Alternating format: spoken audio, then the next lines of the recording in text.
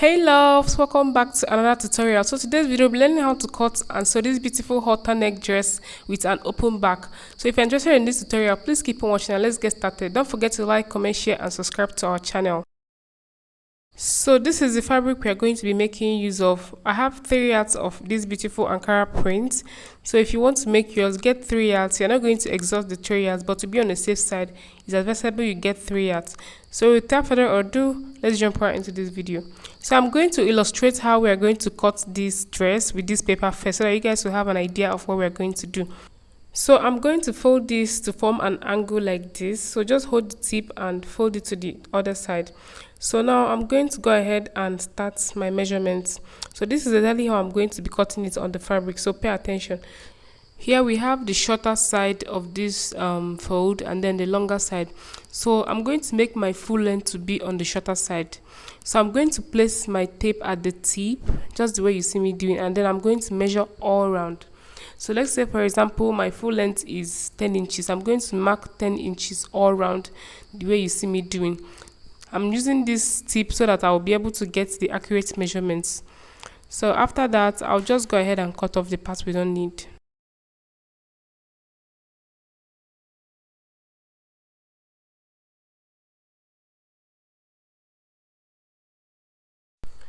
So after cutting now, the next thing is to work on the neckline.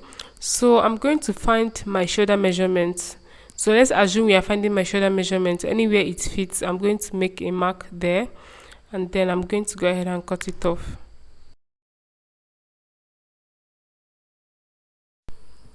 So this is what we are going to have. This is going to be for the front. So I'm going to cut out this. We are going to gather that part. And we are going to cut out another one for this, which is going to be for the back piece. So I hope you guys have an idea of what we're going to do. So now let's proceed to cut on the fabric. So here I've opened up my fabric and then I'm going to fold this in form of a triangle. So I'm going to just hold the tip and fold it to the other side to form an angle. So this is what we have. This is what your fold is supposed to be looking like. So I'm going to start at the tip, just like we illustrated on the paper. I'm going to start from the tip and mark my full length. So I'm starting from the tip so that I'll be able to get an accurate circle measurement. So now I'm going to place my tape at this tip and then I'm going to measure all around. This is going to be a short dress, so that's why I just measured from that angle all the way down to wherever the material stops, and what I have there is 44.5 inches. So still placing my tape at that tip, I'm going to measure 44.5 inches all around to form a circle. So this is not the actual full length that we're going to be working with. This is just so that we get a good circle measurement.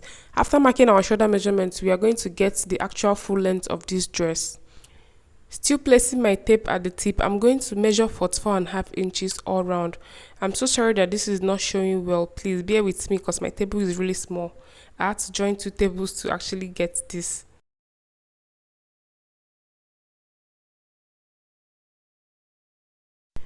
So once I was done, I went ahead to cut out the parts we don't need anymore. So this is what we have, and the next step now is to mark our shoulder measurement. So the shoulder measurement I'm working with is 8.5 inches when divided by 2.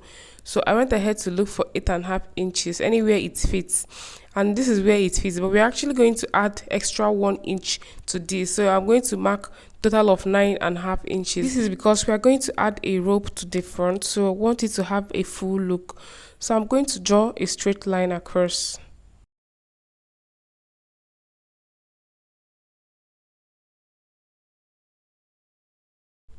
So once I was done, I'll go ahead and cut off the parts we don't need anymore. So this is what we have, and now we are going to get the measurement. So because this is an off-shoulder dress, we are going to minus 5 inches. So after minusing 5 inches, I'll go ahead and mark the full length to actually know how long this dress is going to be. So this is 37 inches. So this is how long our dress is. If you want yours to be longer, you can add extra material. But I like the length like this, so I'm going to leave it at this. So the next step now is to cut out the back piece. So I'm going to fold this fabric exactly how I did for the front. So I'll place my hand on this tip and then I'm going to make a triangle. So after that, I'll get my front piece and place on it, and then I'll cut out exactly what we have.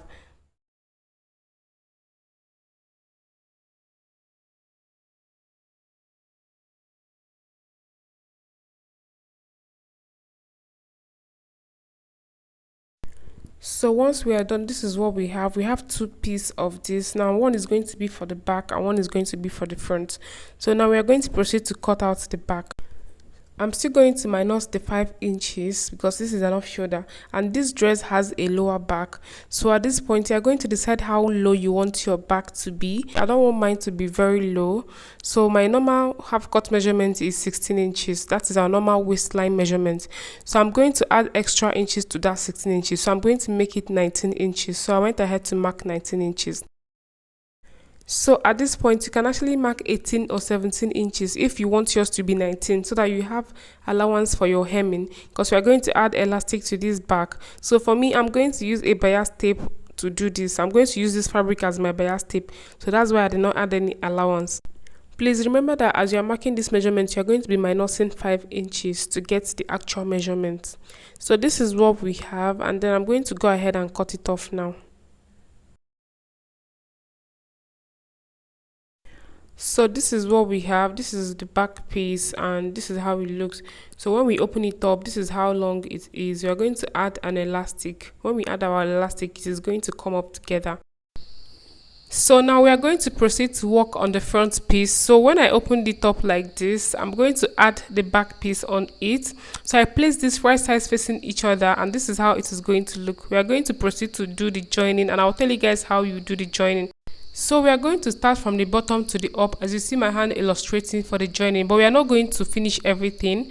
And I'm also going to do the same thing on the other side. Start from the bottom to the up part so that you will not make mistake, because if you start from the upper part, you might not get the right measurement. So just start from the bottom and sew up to this point.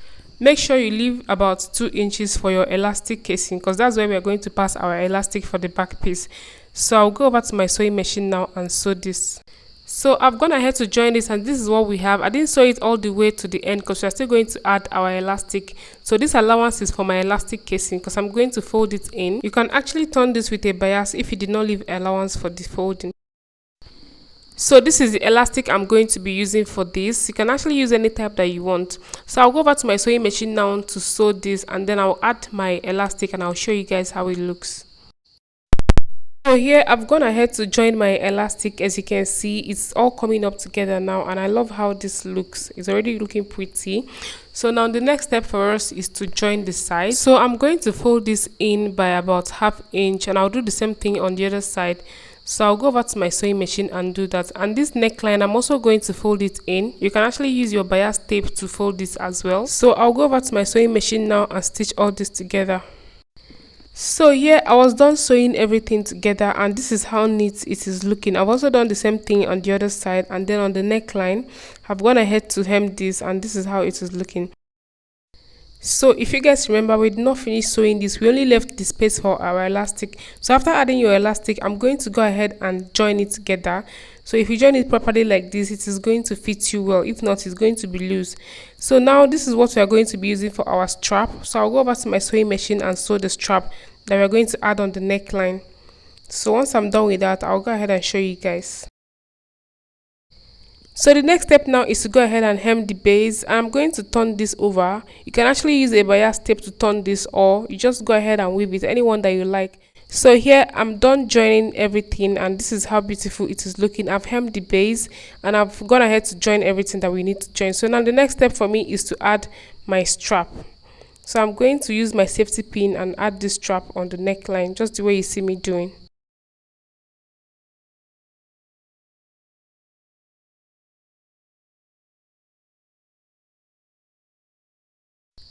So here we are done with the straps and this is how beautiful it is looking. You can adjust this anyhow you like it.